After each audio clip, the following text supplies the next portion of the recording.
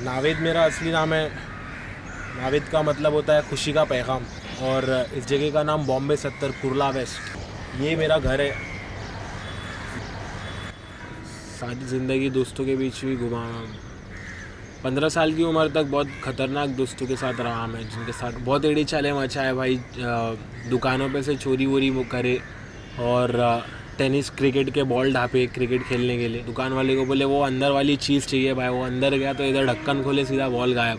कांड करने के बाद बहुत सेटिस्फेक्शन मिलता था कि कूल चीज़ करे आज अपन ने। किसी का मिरर तोड़ दिए, कोई भैया को सता दिए, वैन पे कूद गया, वैन पचक गई है। मेरी हरकतें इतनी बढ़ गई थी कि एक मरतबा मुझे जेल में भी जाना पड़ा उसके वजह से, और बहुत परेशानियाँ खड़ी हो गई। उसके बाद मेरी अम्मी को फ़ोन आया था, और एकदम अचानक ऐसे सुनने में आया ना, वहाँ से फ़ोन आया कि भाई आपका बच्चा लॉकअप में है। तो मुझे बहुत तकलीफ़ हुई, मैं एकदम ज़ोर ज़ोर से चिल्ला के रोने लगी। तो सब घर में जमा हो गए, बोले क्या हो गया क्या हो गया। तो बोले अरे मेरा बच्चा अंदर है, उसको मार रहे होंगे, क्या कर रहे होंगे, बहुत चिल्लाई। तो इसके लिए मेरे को बहुत फ़िक्र थी। इसके अब्बा यहाँ है नहीं, बाहर है, अब मैं अकेले। तो मैं बोली कभी खुदा न खास्ता बिगड़ गया तो वो मेरे से ही पूछेंगे ना कि तुम एक बच्चे को नहीं संभाल सके।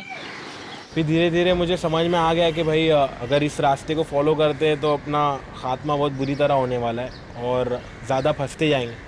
तो उस वजह से मेरी ज़िंदगी में एक ऐसा समय आया जब मुझे समझ में आ गया कि भाई अब छोड़ना है ये सब। तो फिर मैं वापस से फिर सीधे रास्ते पे घुस गया। पता नहीं ये रास्ता सीधा है कि नहीं। ये क्या किया ना, एक दिन कमरे में बंद होके कुछ लिख रहा था।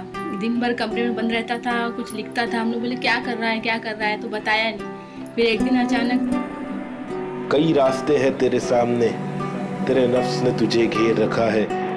तू लौटना चाहता है वापस मगर तेरे वक्त ने तुझे थाम रखा है।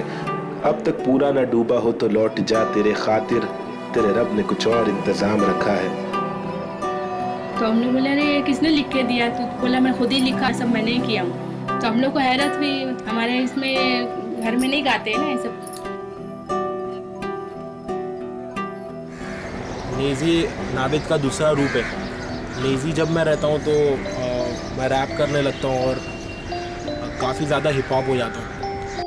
पैदाइश हुई है 1993 में मेरी, हुई परवरिश 40 में राम बच्चन चाल चाल। नंबर 5 गोली नंबर 24 बम्बे 70 कट्टर 24। अब्बा मेरे अम्मी कट्टर सुन्नी फुप्पी बीए डीएड बीएड, दादा दादी भी है एमए बीएड डीएड। 5 इनकी औलादे, 4 लड़कियां इकलौता एक लड़का, जिनका इकलौता एक लड़का हूँ मैं। 8th स्टैंडर्ड में मैं अंदर चाली में घूमते रहता था और पब्लिक की शादी वादी रहती थी, उसमें डीजे लगते थे, बड़े बड़े स्पीकर्स लगते थे और पब्लिक नाचती थी पागल लोग की तरह। ये वाला गाना था एक शॉन पॉल का टेम्परेचर, जिसमें आके वो बड़बड़ करता था। हम लोग कुछ समझता नहीं था, हम लोग फुल नाचते थे रांटी अंदाज में। कुछ समझ में नहीं आता था मेरे, लेकिन रट्टा मारने में बहुत मज़ा आया कि भाई एक फ्लो है और कुछ भलती बात कर रहा है अगला।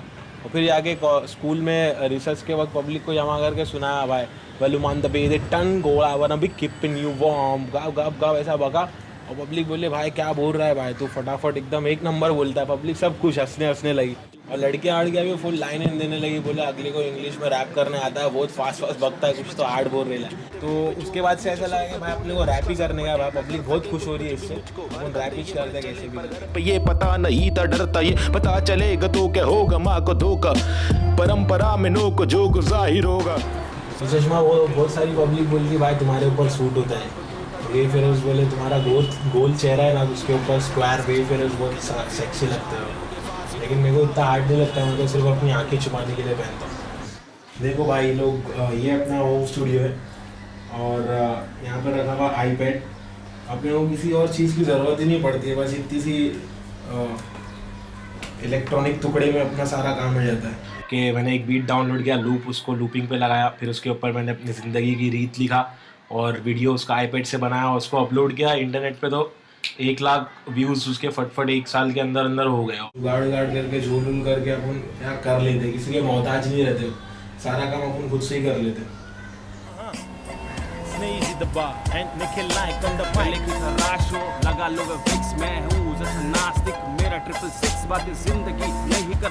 वैकेशन का फ़ायदा उठाया हम लोग ने कि घूमने मिलता था, कहीं पर भी जाके देखते थे और सोचते थे पहले 2 साल पहले कि हाँ यहाँ पे वीडियो शूट करनी है। तो फिर वो आइडिया आके इसको बताता था, फिर इसके डैडी ने इसको आईपैड दिया तो सोचा हम लोग कुछ इंटरेस्टिंग करते, वीडियो बनाते। इसके आफत के वक्त पे शिवड़ी में पुलिस ने अपने को वहाँ पे धरा था ना, अपन ने उसको वीडियो दिखाए, पान वान खिलाया, बोले भाई हम लोग स्टूडेंट्स लोग हैं वगैरह वगैरह, और अंदर घुस गए कैसे। हिंसा खिलाफ लड़ने वाला मैं फौजी, ठहरो जी, क्या सोचते हो इस देश के बारे में, कुछ बोलो जी, कुछ बोलो जी।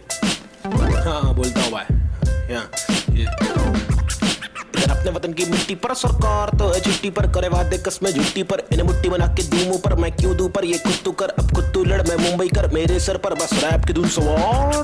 हमारे डैडी का नाम उन लोग ने इंग्लिश नाना ही रख दिया था कि वो बात बात में इंग्लिश में ही टॉक करते थे। तो बोले वो जो इंग्लिश नाना का पोता है ना, उसने बहुत ज़बरदस्त रैप किया। तो जो हमारी क्या बोलना चाहिए कजिन थी, वो शॉक्ड हो गई, अरे कब किया उसने, बता बता किधर है। बोले वो भी ऐसा है ना, वो हालांकि पढ़ी लिखी है लेकिन रैप से वो लोग इन्हें रैप समझ रहे। बोले वो तो बहुत अच्छा लड़का है, उसने ऐसे कैसे काम कर दिया। फिर हमने उनको समझाया कि नहीं भैया ऐसा नहीं, ये मतलब है कि इंग्लिश की पोइट्री वो जोर जोर से बोल रहा है। तो फिर उनको समझ में आया, नहीं तो वो थोड़ी देर के लिए शॉक में गए। हट्टी के इलाके में आपको बोला तो पट्टी के इलाके में अच्छे से बोलो। धीरे धीरे हम लोग इसकी लिरिक्स याद करते रहते हैं, पैदा हुआ पाला बड़ा हटीली इलाके में। तो धीरे धीरे इसके वीडियो देखते हैं, तो घर में भी दिखाया तो घर वाले बोलते हैं तो तेरा दोस्त तो स्टार कैसे बन गया। बोला स्टार नहीं, छोटा मोटा स्टार है अभी इसको सुपर स्टार बनने में थोड़ा टाइम लगेगा। कुछ लोग हैं जिनको ऐसा भी लगता है कि क्या एडी चाली में घुस गया है और कुछ भलता ही कर रहा है, बोले अपने एरिया का लड़का नहीं है। बोले मेरे अम्मी को ऐसा लगता है कि भाई लड़का सुधर रहा है, लेकिन फिर मेरी अम्मी मुझे मना भी करती है कि मत करा कर, ये सब इस्लाम में ये अलाउड नहीं है और हराम चीज़ है। सबकी अलग अलग सोच है, अब अपने को तो किसी से फ़र्क नहीं पड़ता भाई, अपने को तो जो करना है करना है। This is Daisy the boss in the house, come on, yeah, here we go। ये मुंबई शहर, यहाँ भीड़ बहुत, यहाँ काम काज सबके पास, लेकिन वक्त नहीं, वक्त यही है शहर वो जहाँ पे पागलपन को करते जाते, दिन भर भागे राते जागे, हंसते खेलते गाते जाते। रिपब्लिक का यहाँ पे फंडा कुछ अलग है, रिपब्लिक पे छोटे और धंधा कुछ अलग है।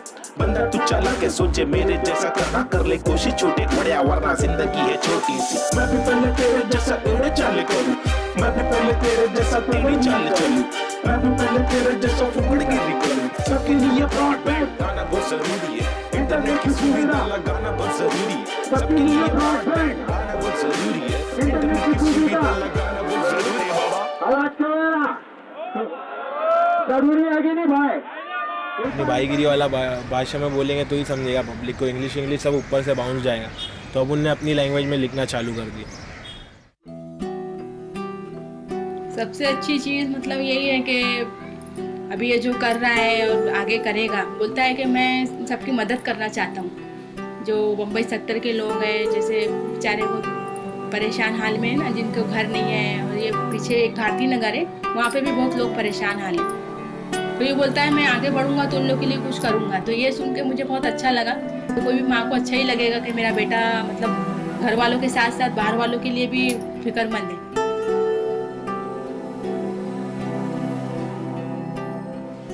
हिप हॉप सिर्फ पैसों के बारे में नहीं है, सिर्फ लड़कियों के बारे में नहीं है। हिप हॉप ख्यालात के बारे में भी है, समाज में बदलाव लाने के बारे में भी है, सच्चाई के बारे में भी है। और शायद मेरी भाईगिरी वाली टोन में मैं कुछ बोलूँ या मेरे उर्दू के कुछ अल्फाज जाके उनके दिमाग पर लग जाए, बस इसी उम्मीद में लिखता हूँ बैठ के मैं कि भाई पब्लिक को कुछ ना कुछ तो असर होएगा ही अपने म्यूज़िक से।